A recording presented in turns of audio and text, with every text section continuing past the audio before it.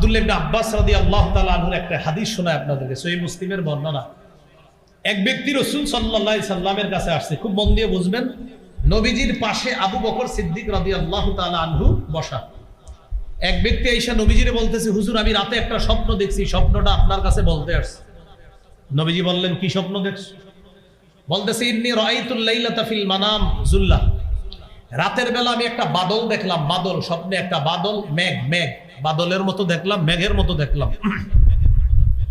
আমি দেখলাম ওই মেঘের মধ্যে তামতিফুস সামনা ওয়াল আসাল, মেঘের মধ্য থেকে ঘি আর মধু বের হইতেছে। সুবহানাল্লাহ, মধু বের হইতেছে। মেঘ থেকে কি বের হয় বলেন? আমরা দেখি কি বের হয়, আর উনি স্বপ্নে দেখে কি বের হইতেছে?